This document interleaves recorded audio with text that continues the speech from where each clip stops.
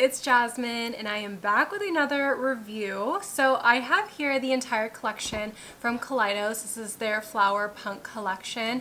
And in this video, I know we have a lot of things to review. We have the palette, we have 2 lip kits, we have the mask. So I wanted to kind of break it down in a way where you guys can either watch the entire thing or you guys can skip to different parts of the review based on timestamps that I will have down in the description box below. So for the first part of this video, I'm going to go ahead and review the palette in itself, and then at the end of the video, I'm going to include 2 tutorials without me talking at all, and I'm going to show you guys what colors that I use. I feel like you guys really like that when I just don't talk. I think you guys are annoyed of me at that point. So I'm going to do that, and then I'm going to go ahead and do the lipsticks and then the lip mask. So here is what the Flower Punk palette looks like. It completely detaches itself from the mirror, which I find actually really convenient because I like to have usually my palette sitting on the table in itself and then me actually holding the mirror. So it is very convenient. However, I do feel like if I were to realistically use this as like an actual palette, I find that it is a little bit difficult to have it like magnetize on the side like this. So it really is just 2 separate pieces once you take it off altogether. Now let's go ahead and talk about the palette itself. Now I find that this array of shades actually is really pretty. I like the fact that you go more towards like the olivey greens, you have a little bit of pinks, and then you have the teals. I find that the color combinations that you get with this palette are always different. So for my eyeshadow today, I just used the 3 pink shades. Pretty self-explanatory. I didn't do like a really extensive eye look today. I just kept it pretty simple. But I wanted to note that with the majority of the shimmers, which is 3 in this palette, I love the matte to shimmer ratio where there's more mattes than shimmers. I do have to say that all the shimmers in this palette work the best when applied with your finger. Now, I find that sometimes that's a little bit difficult for me because I'm the type of person that likes variety. Like I like to use my brushes when I need to. I like to use my fingers when I need to. But when I am doing my cut creases, as you will see later on in this video, I do have a little bit of troubles with picking up some of these shimmers with the brushes. I find that you get a lot of fallout when you do use the brushes rather than your fingers. But aside from all of that, all of the shades in this palette are very, very pigmented. So pigmented, so blendable. I have literally no issues, and I love Kaleidos' shadows because they just blend easily. And I think for the price point, let me double check the price. This is $36. So $36, you know, you really do get your money's worth with this. I do feel like if you are the type of person to really play around with color and who utilizes all of the shades, I definitely think that yes, this is something to really gravitate towards and to potentially invest in. The shades that I personally really enjoy are the greens. I love green eyeshadow, and these are so, so pretty. It almost reminds me, dare I say, of the Melt palette that they came out with. I believe it was a Gemini palette, and it came out with some of these shades, but I believe that there were a lot of shimmers in that palette if I do remember correctly, so I just didn't end up getting it. The teals in this palette are exceptional. I find that a lot of the teals that I have worked with in the past, I find that a lot of them are either really hard to blend or they just don't show up on my skin. I know I have a yellow undertone, so sometimes these greenish blues, they don't really show up that well, but I feel like with Kaleidos, all of it's always blendable and pigmented and very well worth the money. So for that in particular, this palette is definitely worth it for me. I do really like this, how it has more of square pans, because I feel like I'm more gravitated to just like sweep my brush in it and get 2 sides coated of the brush. That's just a personal thing, doesn't really matter. Just thought I would add that in. If you want to see the 2 tutorials that I have for this palette, I will have that at the end of the video as always. Now let's go ahead and transition into the lip kits. I want to talk about the formula and colors before I dive into the lip swatches, which you guys will see afterwards. Now I want to talk about the Sandcastle quad here. I originally love the, is it called the Lucid Lip or Lip Tonic? I think the Lip Tonics are the liquid lipsticks from the original Kaleidos line. Those are really good. They are more like of a little lip stain, but they don't stain the lips. It's really weird. It's like watery, but then it gives you a hint of color. It's really beautiful. But these ones are more of like a liquefied velvet liquid lipstick. It's really amazing. It doesn't dry completely down, which is nice if you do have dry lips. It just emphasizes the plumpness without drying it out to make it look a little bit crackly. I don't find that I have like the biggest butthole mouth, kind of like the NYX Soft Matte Lip Creams. Not like that at all. It kind of just stays in place, which is nice. So I want to talk about Sandcastle, which is the one that I'm holding up here. Now this is going to entail all 4 nudes. Now I think the packaging is very difficult when you are looking at it straight on because they all look the same. You do have like this little gap here where you do see the color, but you can't really differentiate unless you you know, twist the cap and look at the color. But aside from that, I mean, like, you only get 4 shades, so I mean, there really is no fuss there. And I feel like a lot of these nudes are very wearable. They just have very slight differences to them. They're not my absolute favorite nudes. As you guys know, my #1 nude in the entire world is MAC Naturally Transformed, and that is discontinued. So some other comparable lipsticks to that MAC Naturally Transformed that I would compare it to would be Juvia's Place Lady or even Huda Beauty Staycation. Those are very, very similar. And these ones run a little bit more on like the pinky nude side, still kind of like warm toned, but it's definitely nothing like olive undertoned or yellow undertoned to really suit my skin as far as nude is concerned. How many times can I say nude? But I'm just giving my honest opinion on that. I think it is very, very pretty, and I do think it is something that you would be glad to keep. And especially with this tin, you could totally take the lipsticks out and then take this little velvet holder out, and you could just have this cute tin, which I think is super adorable. And for 4 lipsticks plus this beautiful tint, it's $35, which I think is quite a steal, honestly.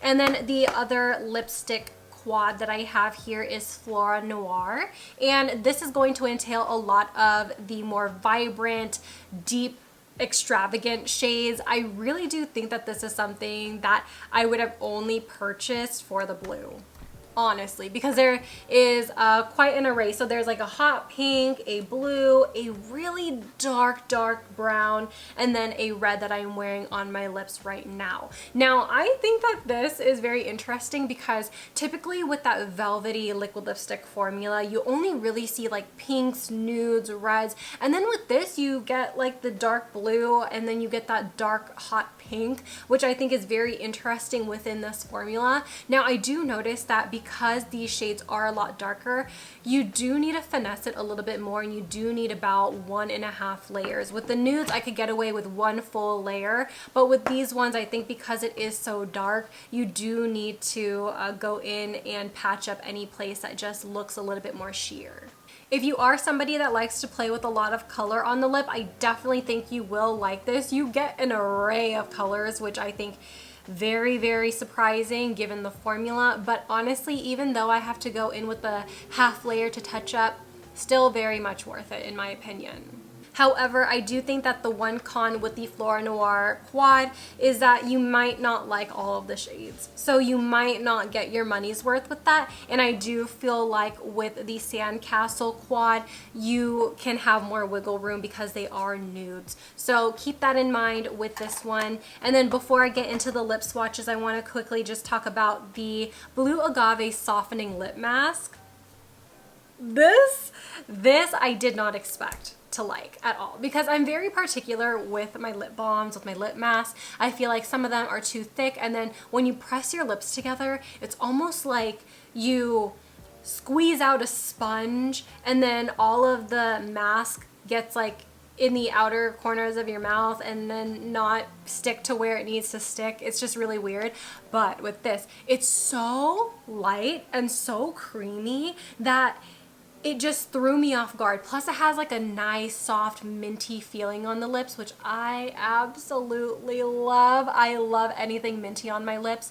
And this is just so, I really don't know how to explain it. It's okay. So I'm gonna take a little bit and I'm gonna just rub it on my hands real quick. It literally just like glides just beautifully, effortlessly. It's not sticky like the Bite Beauty Agave lip mask at all. It's so soft and smooth. How do I need another product to kind of, I feel like the only thing that I could really compare this to is like a gel moisturizer, but like a thick gel moisturizer, so it really adheres to the lips and it just feels really, really good. I think that if you are in need of a new lip mask, this is something that I would recommend, especially somebody who has dry, crusty, flaky lips. This is something that I really enjoy. It's not thick at all whatsoever. It kind of leaves like this nice glossy shine on the lips, really pretty. And I do think that underneath the liquid lipsticks, I don't think that it pairs very well because it almost breaks apart the lipstick. So if you are going to use these together, it's definitely not a good match. But I mean, separately, they're good. It's just that I wouldn't pair it together at all. So with that being said, let's go ahead into the lip swatches.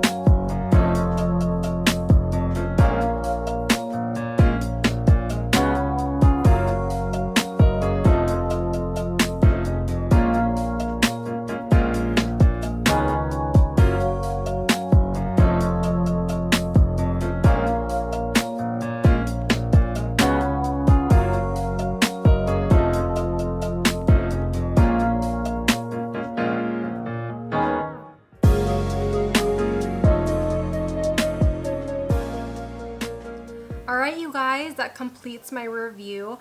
Honestly, I'm very rarely disappointed in anything that Kaleidos has to offer. I think every single launch has been really amazing. Of course, there are some pros and cons here and there, I should say, because there's more pros than cons. I think, you know, with the palette, you have to use your fingers with the shimmer. You can't use the lip mask when you're using the liquid lipsticks because I feel like they just don't mesh, and things of that nature. So I mean, pros and cons, and I feel like all in all, the collection is definitely worth a shot if you are really interested in a lot of color. I do like the fact that they never really stay like super neutral. I mean, they do have the Sashimi City eyeshadow palette, which is nude and it's very, very pretty. They do have the Sandcastle lip quad, which I think is absolutely stunning. But for the most part, they like to stay in color, and the colors that they do provide are always really pigmented and always really easy to blend. So there's not much I have to say as far as like super bad cons, unfortunately. I know, right? But yeah, I hope you guys all really enjoy this video. Thank you guys so much for watching and being patient while I took my break off of YouTube. I really do appreciate it. And before I fully end the video, I want to go ahead and show you guys the 2 tutorials that I have using the Flower Punk palette.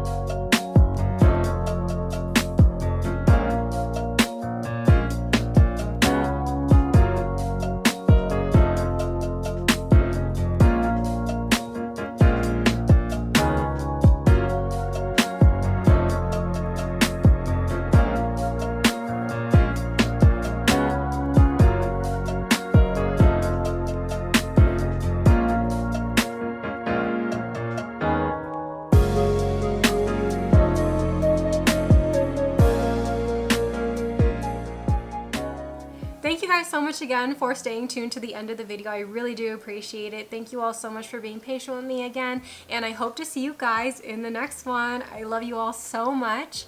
Bye. Peace out, Girl Scouts.